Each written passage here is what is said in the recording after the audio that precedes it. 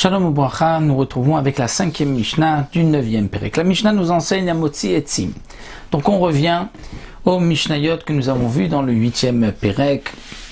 Entre autres, nous avons vu que lorsque l'on sort des aliments d'un domaine à un autre le Shabbat, il y a une transgression du Shabbat et sans faire exprès, on devra donc apporter un sacrifice, un korban khatat, à condition que l'on ait transporté, sorti d'un domaine à un autre, une quantité suffisante, importante. Quelle est cette quantité? Nous avons vu que pour tout ce qui se consomme, qui se mange, c'est le chiour de gros guéret, comme une figue sèche. Mais ce qui ne se mange pas. Alors, quel est le chiour? Et ça, c'est ce que les Mishnayot nous ont expliqué tout au long du Perek, le 8e Perek que nous avons vu. La Mishnah ici continue. Amotzi et Tzim, celui qui fait sortir du bois. C'est quoi le chiour? Combien? Le bois ne se mange pas. Eh bien, c'est Kedele Vachel Betsa Kala. De quoi faire cuire Betsa Kala, c'est-à-dire un œuf léger. Un œuf qui se cuit rapidement. C'est quoi? C'est l'œuf de la poule qui se cuit très facilement. Alors, c'est vrai qu'on avait déjà vu ce chiour auparavant, que la Mishnah nous avait rapporté le chiour donc de Betsa Kala, c'était à propos donc de quelque chose aussi qui ne se mangeait pas, et donc nous avons vu que ça dépendait de l'utilisation, et que parfois lorsqu'il est utilisé donc comme un canet, un roseau, qu'il est utilisé comme combustible, donc c'est ça le chiour, comme le bois, de quoi faire cuire un œuf léger, donc l'œuf qui cuit le plus vite, c'est l'œuf de poule. Tavlin, si quelqu'un fait sortir tavlin, c'est-à-dire des épices. Des épices, ça peut être donc de l'ail, des oignons ou d'autres épices. Kedel et tavel betzakala. De quoi épicer un œuf le simple, un œuf d'une poule. Donc on n'a pas besoin de mettre des tas d'épices. Donc dès qu'il y a suffisamment pour épicer cet œuf, il y a déjà une transgression donc de Shabbat, de quoi apporter un korban, puisque nous avons vu que même si on porte quelque chose, peu importe cette quantité, il y a une transgression de Shabbat, et que toute la notion de shiur, de quantité, c'était pour devoir apporter un korban khatat. Umitztarfim ze imze, et les uns s'associent avec les autres, c'est-à-dire que toutes sortes d'épices s'associent pour ce shiur-là, étant donné que c'est toujours le même shiur, la même quantité de quoi épicer cet œuf. Clippé et gozim, clippé et rimonim.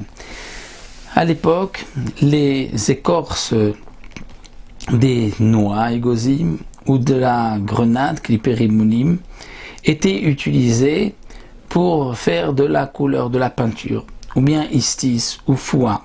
C'était aussi des plantes qui donnaient de la couleur. Istis, dit le Barthénora, ça donnait une couleur bleue.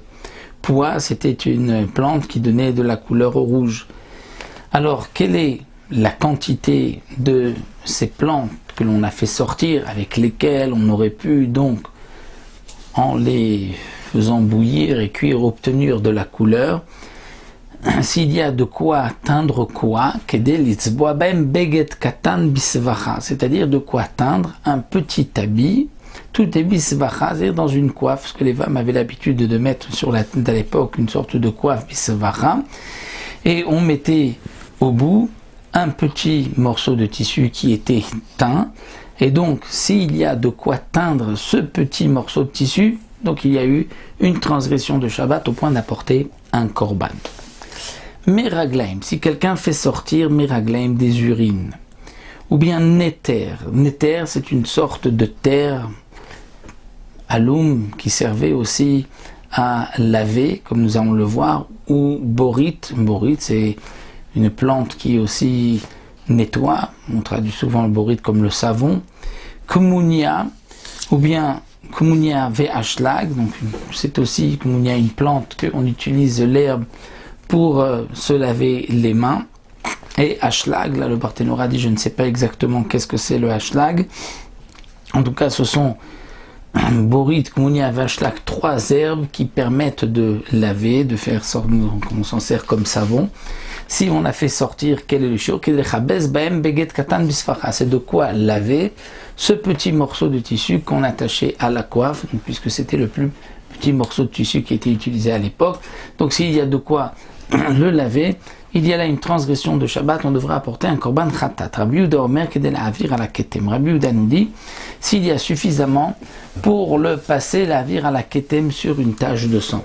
Puisque, comme c'est marqué dans Masechet Nida, quelqu'un qui a trouvé une tache de sang, ou plutôt une tache rouge, sur un vêtement, et cette femme se pose la question, est-ce que c'est de la peinture, ou est-ce que c'est du sang de Nida, est-elle impure ou pas? Eh bien, on fera passer, il y a 7 choses, entre autres ces 4 choses mentionnées ici, que l'on fait passer sur cette tache, et si, après avoir fait passer ces 7 choses-là, c'est-à-dire on a frotté avec, la tache a disparu, c'est que c'était du sang. Si la tache est tenace et tient malgré tout, c'est que c'est de la peinture. Donc pour Rabbi Yehuda, kedel avir à la ketem, s'il y a de quoi faire passer sur le ketem, donc une toute petite quantité pour voir si c'est du sang ou pas, c'est donc de là que il y a déjà un shiur interdit et qu'il y a une transgression donc de Shabbat au point d'apporter un korban khatat comme nous l'avons vu. Donc voilà, nous allons nous arrêter là, mais on se retrouvera pour la prochaine Mishnah.